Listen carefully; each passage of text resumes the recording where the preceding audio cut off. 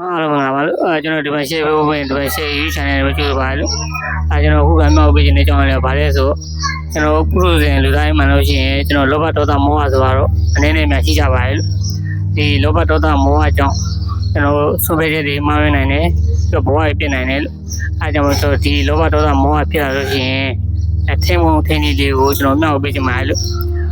ဘာနဲ့ထင်းရမလဲဆိုကျွန်တော်လောဘဖြစ်လာလို့ရှိရင်ကျွန်တော်စေတနာနဲ့ထင်းဖို့လိုပါလို့စေတနာနဲ့ထင်းလို့ရှိရင်